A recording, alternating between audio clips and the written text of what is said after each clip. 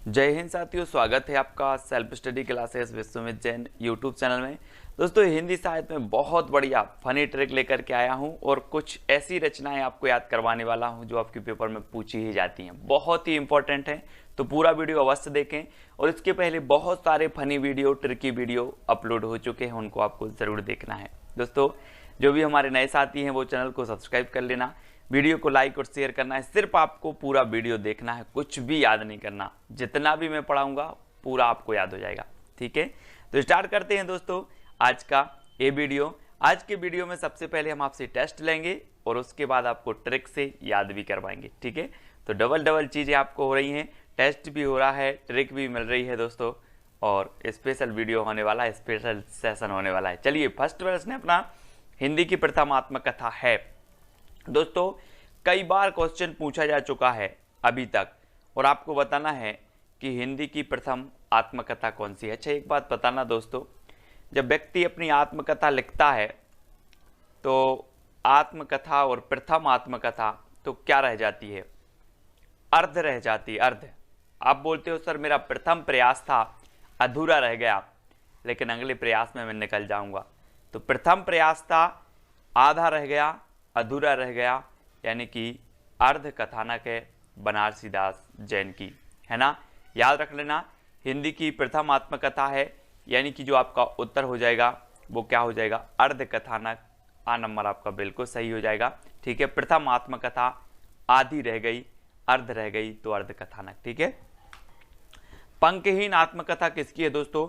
चार विकल्प हैं आपके सामने, विष्णु प्रभाकर, राजेंद्र यादव, कमलेश्वर और रविंद्र कालिया। दोस्तों, एक चीज बताना कि इस सृष्टि की जो रचना की वो किसने की?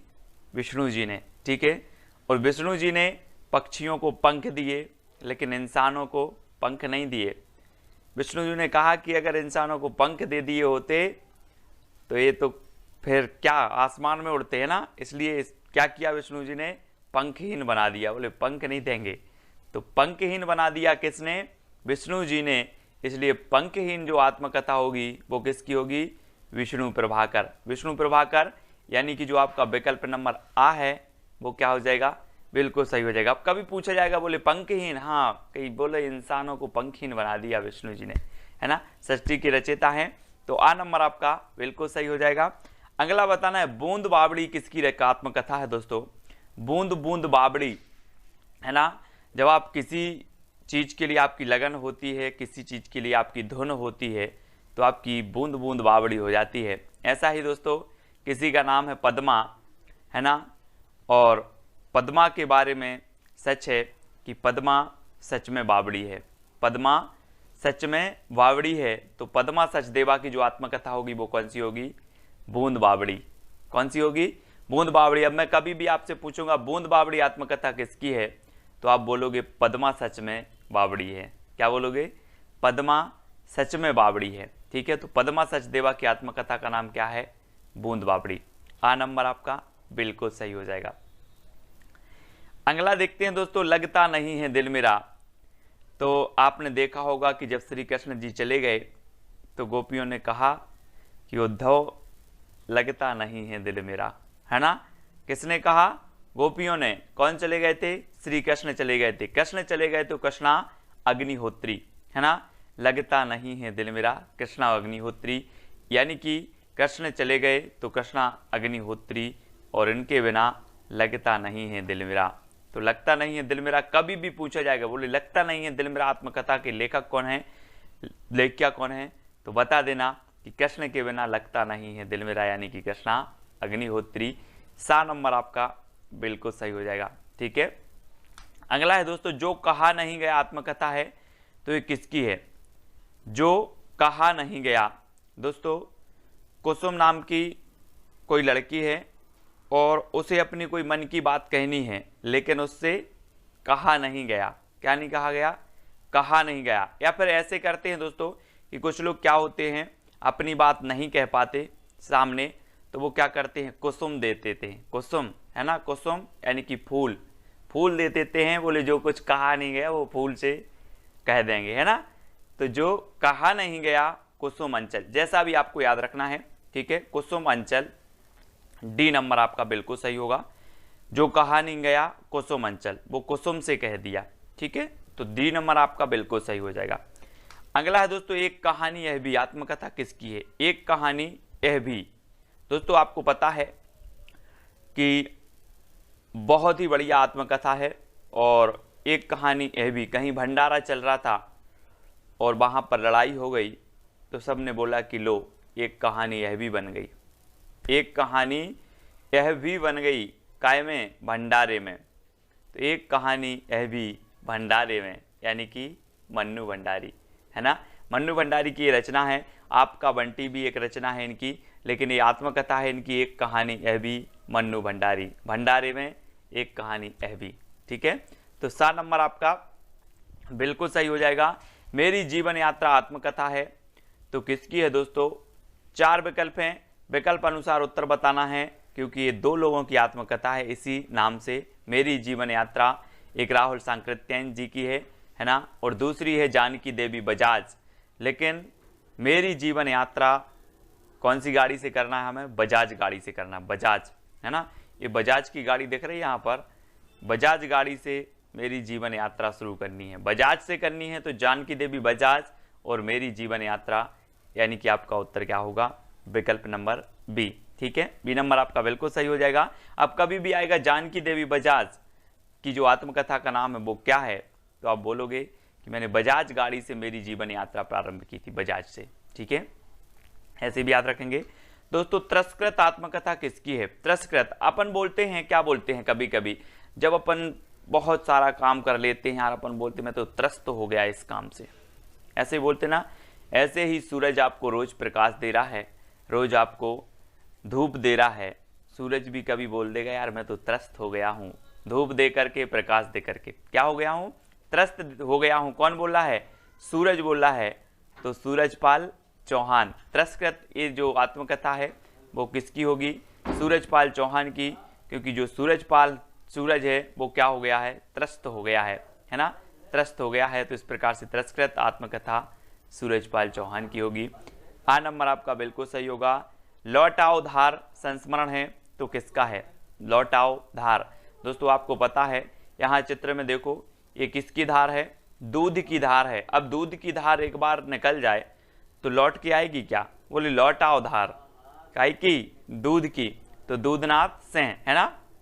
आ नंबर आपका बिल्कुल सही हो जाएगा, दूधनाथ सिंह। लौटाओ धार दूधनाथ सिंह की रचना है, बहुत ही बढ़िया है ना, संस्मरण है, याद रखेंगे। अगला है दोस्तों, याद हो कि ना याद हो, संस्मरण किसका है? आपने वो फिल्म देखी होगी घातक, सनी देओल की, उसमें बोलता है कि आपको सुनकर बहुत खुशी होगी कि आज से आप मेरी गिरफ्त में काम करोगे। लेकिन याद रखना यहाँ पर हमें क्या है?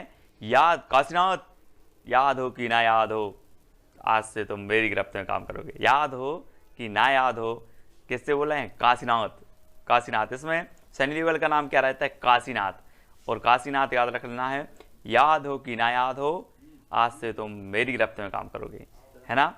तो आपको याद रख लेना, याद हो कि ना याद हो, इसके जो लेखक हैं वो कौन है? काशीनाथ से हैं, यानी कि आपका जो विकल्प नंबर डी है वो बिल्कुल सही हो जाएगा। अगला है दोस्तों, अतीत के गर्त से संस्मरण है, तो किसका है? अब एक चीज बताना दोस्तों कि आप अतीत के गर्त में चले गए हो, और अतीत के गर्त से आपको कौन निकालेगा? मैं निकालूंगा क्या? विकल्प देख लो, अतीत के गर्त से आपको जो निकालने वाली हैं वो है भगवती। आप भगवती के चरण में जाओ, भगवती आपको अतीत के गर्त से निकालेंगी, है ना। तो अतीत के गर्त से ये संस्मरण किसका होगा? तो भगवती चरण वर्मा। ठीक है, अतीत के गर्त से कौन निकालेगा? बोले सर भगवती। तो अतीत के गर्त से संस्मरण किसका होगा? भगवती चरण वर्मा का। ठीक है, बी नंबर आपका बिल्कुल सही होगा। पैरों में पंख बांधकर किसका यात्रा वृत्तांत है? तो 4 विकल्प हैं, 2 सेकंड आपको दिए जाते हैं दोस्तों, है ना। पैरों में पंख बांधकर उड़ना है, और कहाँ पहुंचना है? वृक्ष के ऊपर। कहाँ पहुंचना है? वृक्ष के ऊपर। पैरों में पंख बांधकर वृक्ष के ऊपर। ठीक है, यानी कि राम वृक्ष वैनीपुरी। ठीक है, पैरों में पंख बांधकर वृक्ष के ऊपर बैठना है, तो राम वृक्ष वैनीपुरी, बी नंबर आपका बिल्कुल सही हो जाएगा। सृजन के सेतु किसका संस्मरण है? सृजन के सेतु बताना है हमें दोस्तों। और आपको पता होगा दोस्तों कि इस सृष्टि का सृजन किया विष्णु जी ने, तो सृजन के सेतु भी कौन होंगे? कौन होंगे? विष्णु प्रभाकर, है ना। याद रख लेना, विष्णु प्रभाकर और पंखहीन इनकी आत्मकथा है। सृजन के सेतु इनका संस्मरण है विष्णु प्रभाकर जी का, ठीक है। तो सृजन के सेतु कौन है? विष्णु, यानी कि विष्णु प्रभाकर, ठीक है। तो सा नंबर आपका बिल्कुल सही होगा। रेखाएं बोल उठी, दोस्तों आप बोलते हैं लकीरों पर विश्वास करते हैं हाथ के लोग, बोले रेखाएं बोल उठी, क्या बोल उठी? सत्य बोल उठी। रेखाएं बोल उठी, सत्य बोल उठी, तो सत्य से आपका क्या बनेगा? देवेंद्र सत्यार्थी। रेखाएं सत्य बोल उठी, तो देवेंद्र सत्यार्थी इनकी रचनाकार होंगे, रेखाएं बोल उठी, ठीक है। आ नंबर आपका बिल्कुल सही हो जाएगा, है ना। रेखाएं सत्य बोल उठी, तो देवेंद्र सत्यार्थी। अगला देखो, दोहरा अभिशाप आत्मकथा के रचनाकार कौन है? दोस्तों 4 विकल्प हैं, 2 सेकंड है, बहुत अच्छी ट्रिक में आपको बता रहा हूं। आपने रामायण देखी होगी दोस्तों, और रामायण में आपने देखा होगा कौशल्या माता को दोहरा अभिशाप मिला। एक तो राम का वनवास, दूसरा दशरथ जी का निधन। दोहरा अभिशाप उनको मिला, कैसे मिला? कौशल्या जी को। तो दोहरा अभिशाप कैसे मिला आपसे पूछूंगा कि दोहरा अभिशाप ये आत्मकथा किसकी है? तो आप बोलोगे सर रामायण में दोहरा अभिशाप मिला था कौशल्या जी को, तो कौशल्या वैसंतरी, है ना। दोहरा अभिशाप आत्मकथा है कौशल्या वैसंतरी साहब की। ये तो सिर्फ माध्यम है दोस्तों कि जो हमें ज्ञात चीज़ है हम उससे इस अज्ञात चीज़ को याद कर रहे हैं, ठीक है। हमें ज्ञात था रामायण में कौशल्या जी, है ना, इस प्रकार से हमने उनको रिलेट करके ये चीज़ याद कर ली, ठीक है। तो दोहरा अभिशाप आत्मकथा किसकी है? कौशल्या वैसंतरी, ठीक है। आ नंबर आपका बिल्कुल सही हो जाएगा। घुटन आत्मकथा के रचनाकार कौन है दोस्तों? आपको घुटन कब होती है? हम बोलते ना कि यार मुझे घुटन हो रही है ना। कोई कोई जब रहते हैं, बहुत सारे लोग ऐसे रहते हैं जिनको राम और शंकर उनके इष्ट देवता होते हैं, और राम और शंकर के जब तक वो दर्शन ना करें तब तक उन्हें क्या होती है? घुटन होती है ना। हम और आप सभी लोग ऐसे ही हैं, और जब राम और शंकर के दर्शन ना हो तो क्या होने लगती है? घुटन होने लगती है। तो घुटन आत्मकथा किसकी होगी? रमाशंकर आर्य की। रमाशंकर आर्य, यानी कि आपका विकल्प नंबर बी जो है वो बिल्कुल सही हो जाएगा, ठीक है। घुटन आत्मकथा। अन्या से अनन्या की रचनाकार कौन है दोस्तों? 4 विकल्प हैं दोस्तों। अन्या लिखा है यहाँ पर, तो समझ लो कि अन्न, आप बोलते ना कि अन्न हमें प्राप्त होता है कहाँ से? खेतों से। कहाँ से प्राप्त होता है अन्न? खेतों से प्राप्त होता है ना। एक वो लोकगीत है, आपने सुना होगा, अन्न देव महाराज तुमसे लगो संसार। आपने लोकगीत सुना होगा, बुंदेलखंडी भाषा में है ना। तो अन्न कहाँ पैदा होता है? खेतों में। तो अन्या से अनन्या की रचनाकार कौन है? प्रभा खेतान, है ना। प्रभा खेतान याद रख लेना, ये है। और दोस्तों इनकी एक रचना है पीली आंधी। मैंने आपको बताया था कि पीली आंधी कहाँ आती है? जब सरसों फूलता है खेतों में तो ऐसा लगता है कि पीली आंधी आ गई हो, तो पीली आंधी भी है दोस्तों प्रभा खेतान की रचना। लेकिन अन्या से अनन्या ये आत्मकथा है प्रभा खेतान जी की, याद रखेंगे, बहुत ही बढ़िया है। खेतों में अन्न उपजता है, अन्न निकलता है ना, इसलिए अन्या से अनन्या प्रभा खेतान। मेरे 7 जन्म, मेरे 7 जन्म दोस्तों सभी लोग चाहते हैं कि मेरा एक जन्म ही नहीं, मेरे 7 जन्म हंस हंस के कट जाएं। कैसे कट जाएं? हंस हंस के कट जाएं। तो मेरे 7 जन्म के रचनाकार कौन होंगे? हंसराज रहवार, यानी कि आपका विकल्प नंबर जो आ है वो बिल्कुल सही हो जाएगा। हंसराज रहवार, मेरे 7 जन्म हंस हंस के कट जाएं। वो आपने गाना सुना होगा, 7वें जन्म में तेरे साथ रहूंगा, यार सुना है ना सभी लोगों ने, दिल वाले फिल्म का। तो मेरे 7 जन्म कैसे कट जाएं? हंस हंस के कट जाएं, यानी कि दोस्तों आ नंबर आपका बिल्कुल सही होगा। मैंने मांडू नहीं देखा आत्मकथा है, तो किसकी है? मैंने मांडू नहीं देखा आत्मकथा के रचनाकार कौन है? स्वदेश दीपक, रमाशंकर आर्य, कमलेश्वर, भीष्म साहनी।